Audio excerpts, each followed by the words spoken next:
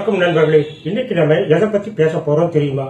1959 வெளியாகி தமிழ் சினிமாவையே திரும்பி பார்க்க வச்ச பாகப் பிரிவினை படத்தோட சுவராசியமான பின்னணி கதைகளையும் அது உருவான விதத்தையும் தான் நாம இன்னைக்கு இதுல டீடைலா பேச போறோம்.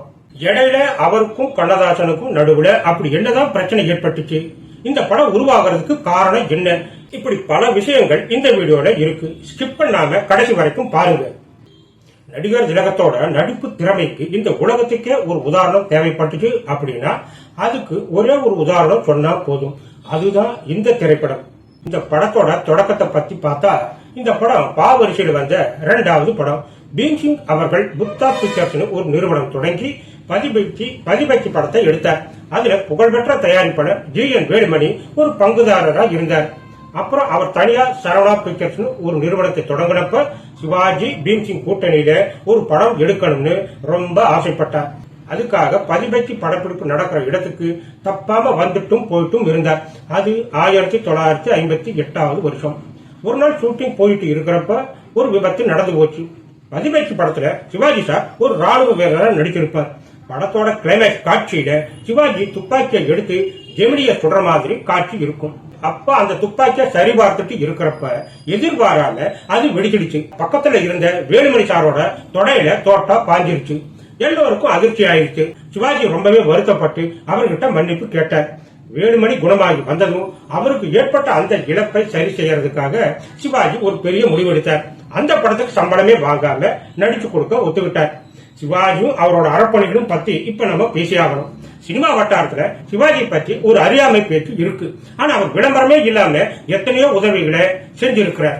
தயாரிப்பாளர் பந்துலுக்கு அதுக்கு முன்னாடி ஏற்பட்ட சில படங்கள்ல ஏற்பட்ட பிரச்சனை காரணமா முருடன்முத்து படத்துல இலவசமா நடிச்சு கொடுத்தார். காவல் தெய்வம் படத்துல சாமுண்டிங்கிற ஒரு சின்ன வேஷத்துல நடிக்க AM சரவணன் சார் கேட்டப்ப உயர்ந்த மனிதன் ஷூட்டிங் பிஸியா இருந்தப்பவும் 3 நாள் கால்ஷீட் கொடுத்து நடிச்சு கொடுத்தார். தயாரிப்பாளர் சுப்பையா ஒரு டிஃபன் பாக்ஸ்ல வச்சு 15,000 ரூபாய் சம்பளம் கொடுத்தப்ப சிவாஜிக்கு கோபம் வந்துருச்சு. அதை திருப்பி அனுப்பிட்டு எனக்கு சம்பளம் வேணும்னா 1.5 லட்சம் கேட்டு இருப்பேன், இது நட்புக்காக செஞ்சதுன்னு சொன்னாரு. இயக்குனர் பீம்சிங் வழக்கமா ஒரு கருவை எடுத்துக்கிட்டு அவர் டீமோட சேர்ந்துதான் கதையை உருவாக்குவார். ஆனா பாகப் பிரிவினை படத்துக்கு MS சோலைமலை ஒரு முழுமையான கதையை அப்படியே கொண்டு வந்தார். கிராமத்து பின்னணியில் அமைஞ்ச ஒரு சூப்பரான கூட்டு குடும்ப கதை அது. இதுல வர ஹீரோ ஒரு மாற்றுத்திறனாளி அப்படிங்கறதுதான் சிவாஜி சாரையும் பீம்சிங் சாரையும் ரொம்பவே கவர்ந்துருச்சு. 1959 வரைக்கும் சிவாஜி சார் முழுமையான மாற்றுத்திறனாளி வேஷத்துல நடிச்சது கிடையாது. மின்சாரம் தாக்கி ஒரு கை கால் செயலிழந்த அந்த பாத்திரம் ரொம்பவே எமோஷனலா இருக்கும். கரண்ட் ஷாக் அடிச்சா கால் ஊனம் சரியாகுமா இல்ல ஊனமாகுமா அப்படிங்கிற லாஜிக்கை எல்லாம் தாண்டி அந்த உணர்ச்சிகரமான கதை மக்களுக்கு ரொம்பவே பிடிச்சு போச்சு. ஒரு காலத்துல அரசியலாட பிரிஞ்சிருந்த சிவாஜியும் கண்ணதாசனும் மறுபடியும் இணைஞ்ச படம் இதுதான்.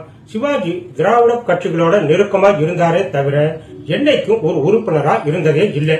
அவருக்கு கடவுள் நம்பிக்கை அதிகமா இருந்ததால திராவிட கொள்கைகள்ல முழுமையா ஈடுபாடு காட்ட முடியல. 1955-56 காலகட்டத்துல வெள்ள நிவாரண நிதி திரட்டினப்ப சிவாஜி சார் அதிக நிதி திரட்டியும் மேடையில MGR கௌரவம் செய்யப்பட்டார். இது சிவாஜிக்கு பெரிய வருத்தத்தை கொடுத்துச்சு.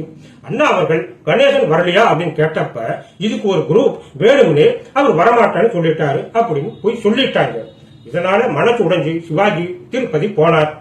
அது தினத்தந்தி பேப்பர்ல செய்தியாக்கி நாத்திகர் ஆத்திகர் ஆனார்னு சர்ச்சையை கிளப்பினாங்க. இதனால கண்ணதாசனுக்கும் சிவாஜிக்கும் இடையில ஒரு பெரிய விரிசல் விழுந்துருச்சு. கண்ணதாசன் அவரோட தென்றல் பத்திரிகையில சிவாஜி பத்தி தப்பா விமர்சனம் செஞ்சார். 2 பேரும் பேசிக்கிறதையே நிறுத்திட்டாங்க. ஆனா காலப்போக்குல பந்துலுவோட கட்டபொம்மன் ஜெயிச்சப்ப கண்ணதாசனோட சிவகங்கை சீமை தோத்து போச்சு. அப்பதான் 2 பேருமே ஒருத்தரை ஒருத்தர் எவ்வளவு மிஸ் பண்றோம்னு உணர்ந்தாங்க. அந்த சந்தர்ப்பத்தை இந்த பாகப் பிரிவினை படம் கொடுத்துச்சு.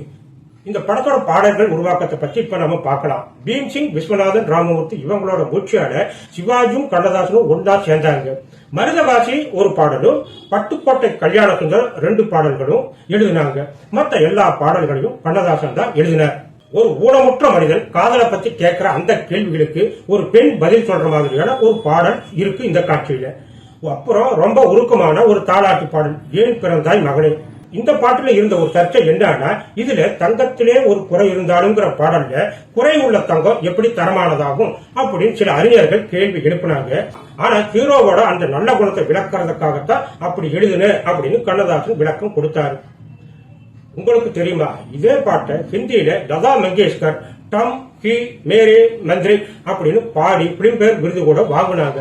இந்த பாடலோட பின்னணி பார்த்தா கதை மதுரை அழகர் கோயில் பின்னணியில நடக்கும். கூட்டு குடும்ப அண்ணன் தம்பிகள். தம்பி மகன் கண்ணையா நம்ம சிவாஜி சின்ன வயசுல கரண்ட் ஷாக் அடிச்சு ஊனம் ஆயிடுவாரு. தம்பி மணி சென்னையில படிப்பார். சிங்கப்பூர்ல இருந்து வர சொந்தக்காரங்க, அப்புறம் வீட்டுல தஞ்சம் அடைகிற பொன்னி சரோஜா தேவி, இவங்களுக்கு இடையில நடக்கிறதா கதை. அந்த வயல்வெளியில பொன்னி நடந்து வர்றப்பதான் அந்த மேஜிக்கான பாட்டு ஒலிக்கும்.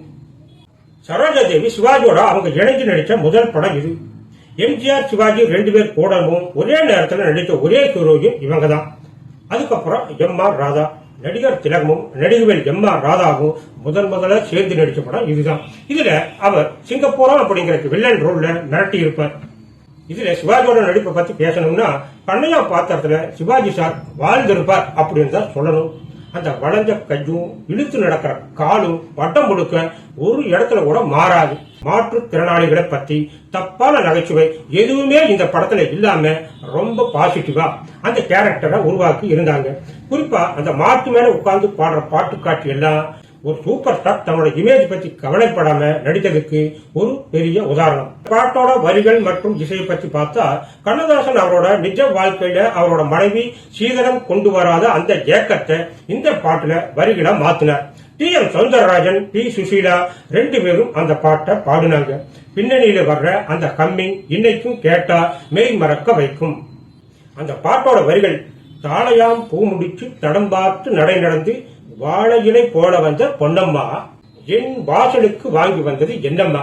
1959 வருஷம் தீபாவளிக்கு ரிலீஸ் ஆன இந்த படம் மதுரையில மட்டும் 216 நாட்கள் ஓடி ஒரு பெரிய ரெக்கார்ட் பண்ணிச்சு. இதோட வெற்றியை பார்த்த பீம்சிங் இதை இந்தியில கந்தான் அப்படின்னு சுனில் தத் நடிப்புல எடுத்தார். அதுவும் சூப்பர் ஹிட். 1977 வந்த 16 வயசு நிலை சப்பானி கேரக்டர் கூட இந்த படம் தான் ஒரு இன்ஸ்பிரேஷன். சொல்ல போனா கமல் சார் இதுக்கு முன்னாடியே மலையாளத்துல இதோட ரீமேக்கான நிராக்குடம் அப்படிங்கிற பேர்ல நடிச்சிருக்கிறார். இன்னைக்கு இந்த படமும் சரி, இதோட பாடல்களும் சரி, தமிழ் சினிமாவோட ஒரு காவியமா நிலைச்சு நிக்குது. நண்பர்களே, இன்னைக்கு நாம பார்த்தது வெறும் ஒரு பழைய படத்தோட பிளாஷ்பேக் கிடையாது.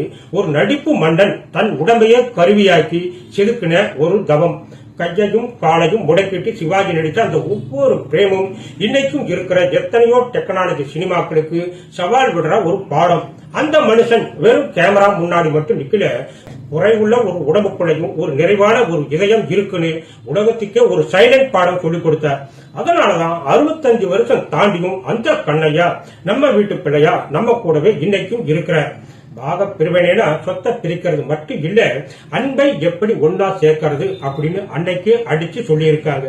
காலங்கள் மாறலாம், ஆனா இந்த தங்கம் என்னைக்குமே தன் தரத்தை இழக்காது. நன்றி, வணக்கம்.